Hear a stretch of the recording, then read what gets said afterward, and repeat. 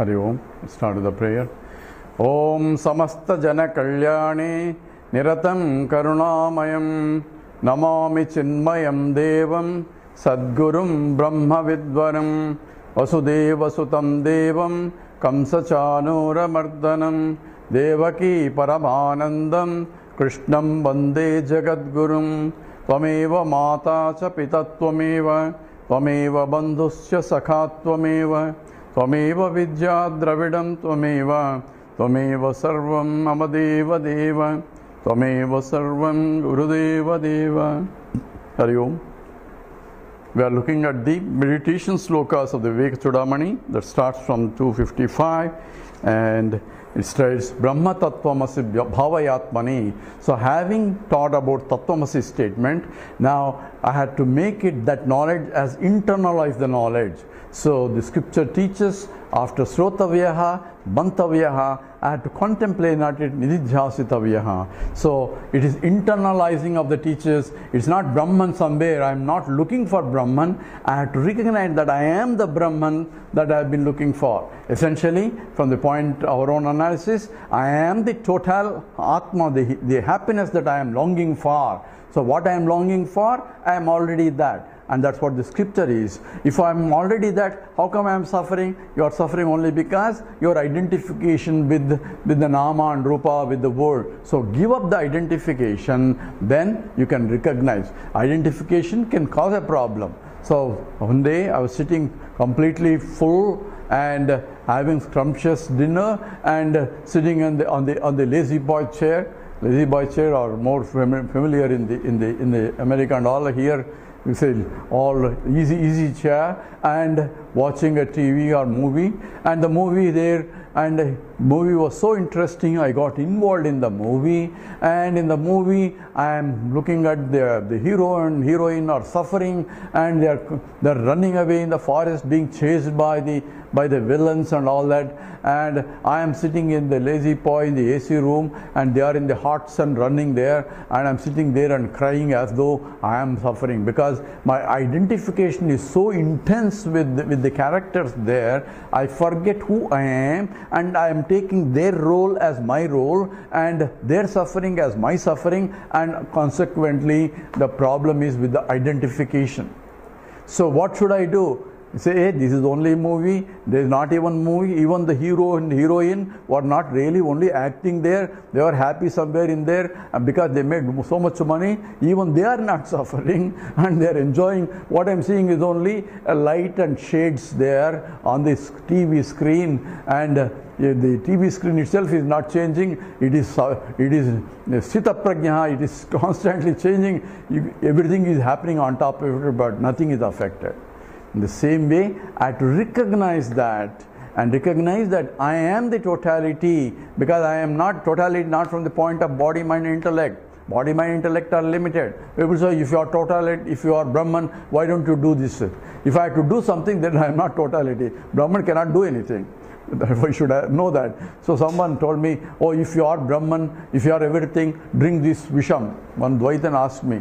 So you have to drink poison, because poison is also Brahman.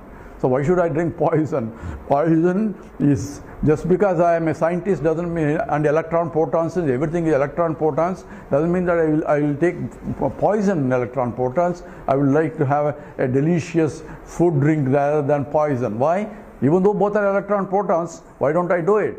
That means the packaging is different. Obviously, even transactionally I can see differences, even though the substantive is the same. Substantive is that from which it is made up of. So when I could differentiate even at the transactional level, I am talking about the absolute level where that pervades everything. So Advaita is in spite of the Advaita. It's not monoism. It is, Dvaita is what is experience, and what is experience is only at the experiential level. But in and through every experience, I have to see there is an experiencer. Consciousness has to unite with the existence of the object for me to experience it. That is, there is no experience or experience duality in that. All that is therefore only at the superficial. So Dvaita is at the superficial level. At the transactional level, Advaita is at the fundamental level that pervades everything. That has to be understood. And this is what is being pointed out in the next sloka. This is 257. Shadbirurmibihi ayogi yogi hrutu bhavitam na karunair vibhavitam. Shadbururmibihi ayogi yogi hrutu bhavitam na karunair vibhavitam. Bujja vedya manavajja bhutiyat. Bujja vedya manavajja bhutiyat. Brahma tattvamasi bhavayatmani. Brahma tattvamasi bhavayatmani. So recognize, realize Atmani in the Buddhi. You are that Brahman that pervades everything. What is that pervades?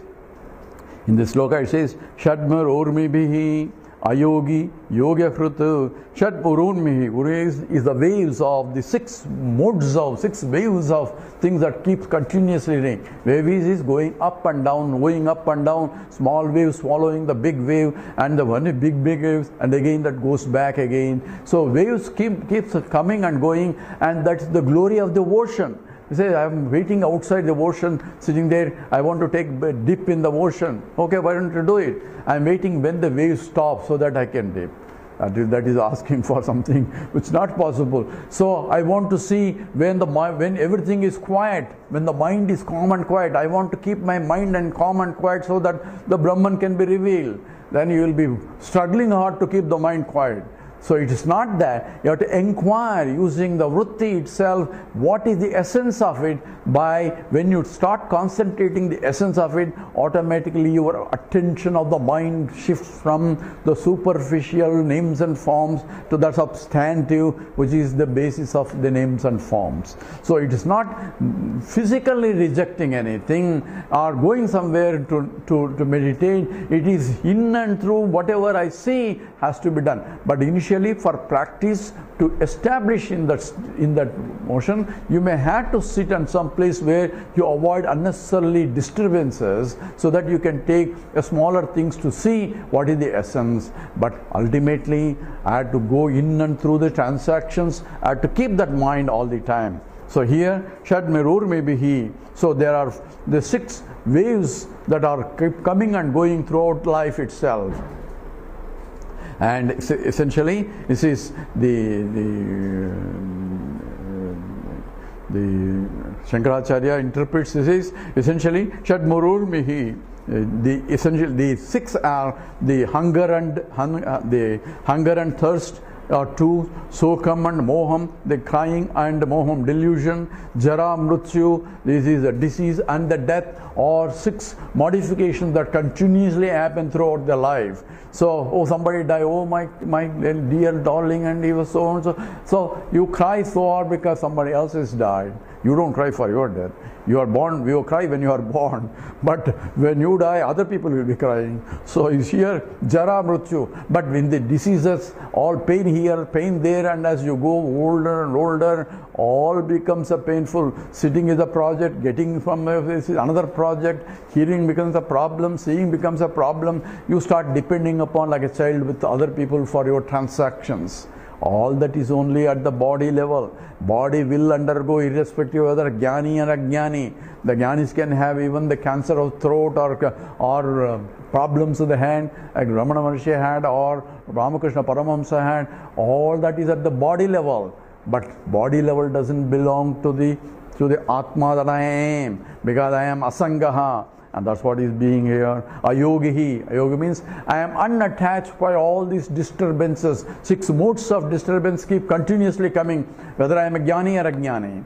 Only jnani is he looks apart and he says, Asangoham, Asangoham, Asangoham, Punah Punaha, Sachidananda Rupoham, Ahamevaham Avyeha. I am beyond all these things. That understanding in spite of the disturbances. So Krishna teaches, Matra sparsestu kaunteya sitoshna sukha dukkadaha agama paino nityaha tantititshasva bharata. You have to forbear those at the level of, says, whether it may be this pain, that pain will be coming and pain will be felt also at the mind level. But also understanding wise, if I can stand apart and look at the pain itself, and that itself is a beauty. I don't know how many people have watched the what was that series in the Beyond the Space series, where there is a character where he can see and watch himself the pain, and the pain he doesn't feel it. That's what is shown in that Beyond that. What is it? I don't remember the name now. Anyway, so Shadmirurmi bihi ayogi yogi hrutu. So in the hrut, in the essence of the yogi, means as a jnani, he recognizes that he is beyond that. Therefore, he is asangaha. In spite of all the 6 waves of hunger comes and thirst comes and all that, if can be satisfy what is needed. So if the jnani is hungry, he will also be hungry, because the body gets hunger. So he likes to, the body requires a food, so he goes after the bhiksha also. And he also would like delicious food also, but whatever comes, he accept that. That's what is called bhiksha, prasadam. And you accept it, and the hunger gets satisfied.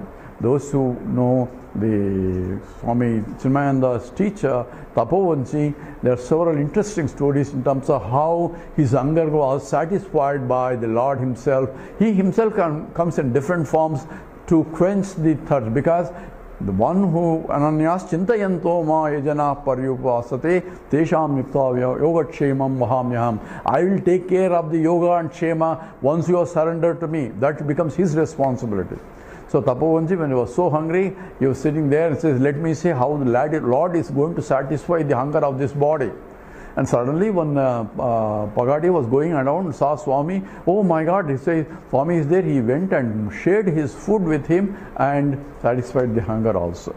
Even the Gundas came and fed the Swami when he was going through. So Lord comes in mysterious ways to satisfy those who are really completely, fully established, because the promise of the Lord is, I take care of their yoga and kshema. So once I give up, then I should not my problem. It is his problem to maintain the body and body, mind and intellect, and he takes care of that.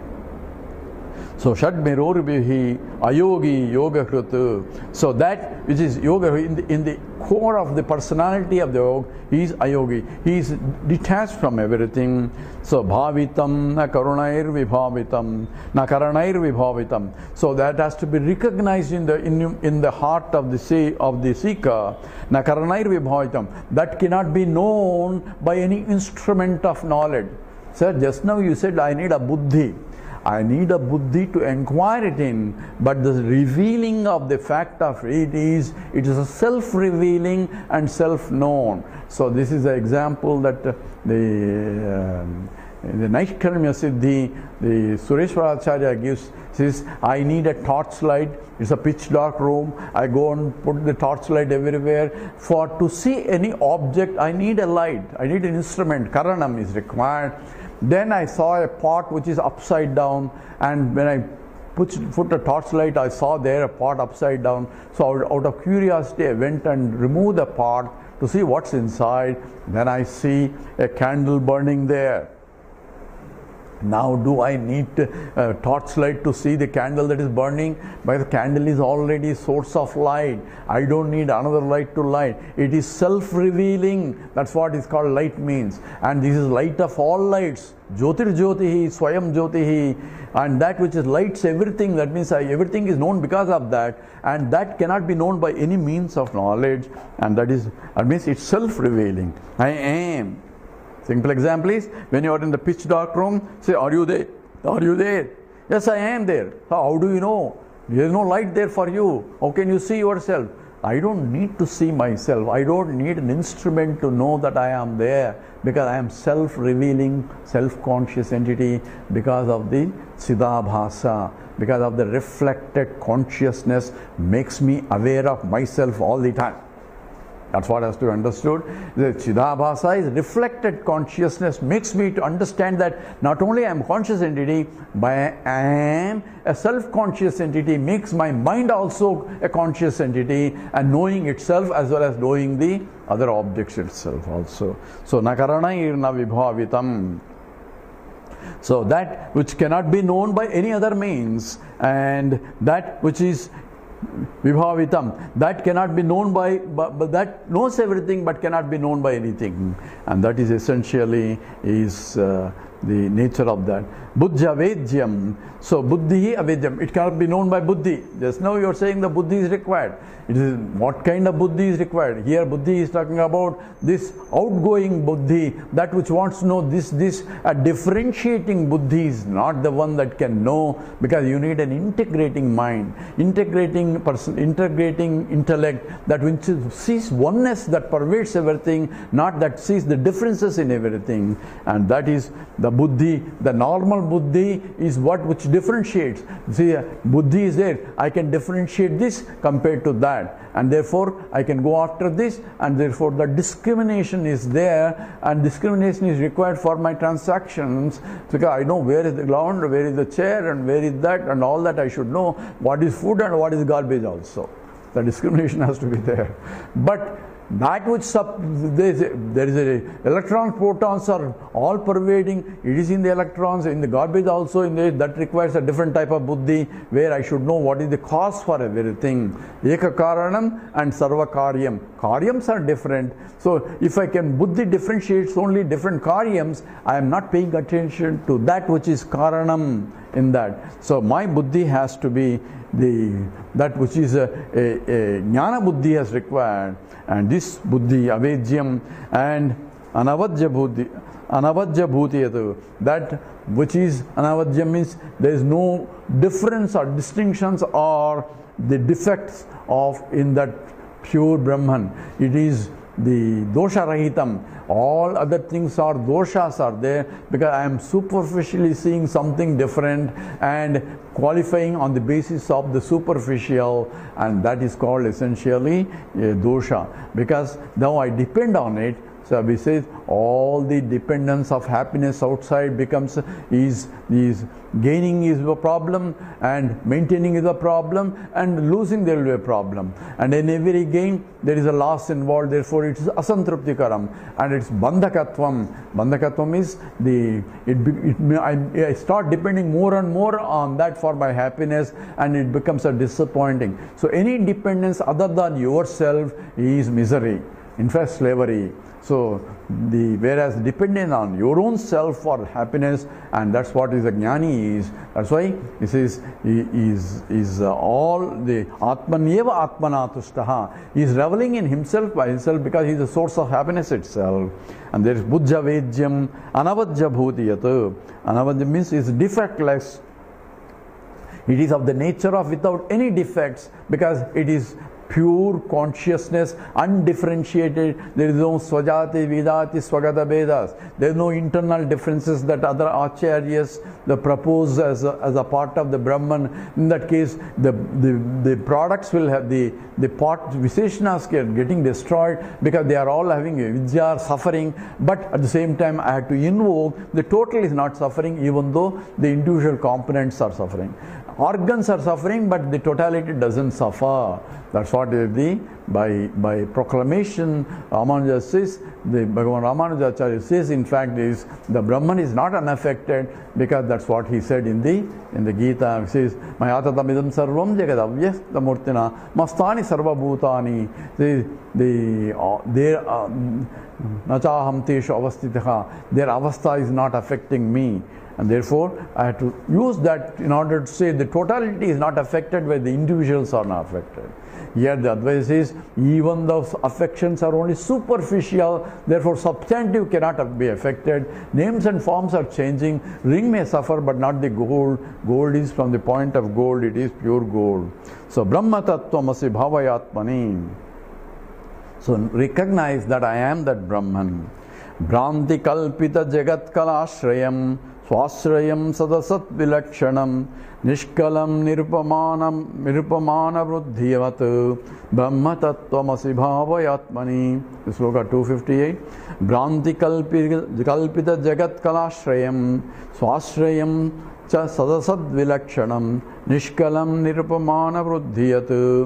Brahma Tattvamasi Bhavayatmani. So Bhranti Kalpitam Jagat Kalashrayam. So all Jagat, that is whole universe, is only Kalpitam, is only Kalpana, it's only projection at the superficial level, but not really real. That's essentially Kalpana is. By the delusion you take it is a reality. So even though gold has become many ornaments, gold still remain as a gold only. And looking at the gold, you say there are no ornaments there. I see only gold in all that, and only different forms only, but gold only. So my vision is at a different level compared to the one say these are rings and these are bangles and this necklace. I don't like necklaces. I want only, so I'm only taking in terms of Nama Rupa. So this is Bhranti Kalpitam. They are only for transactional purposes, and that which is beyond is that which is oneness that pervades everything. And Jagat Kalashrayam, but it is Ashrayam, it supports the whole Jagat also.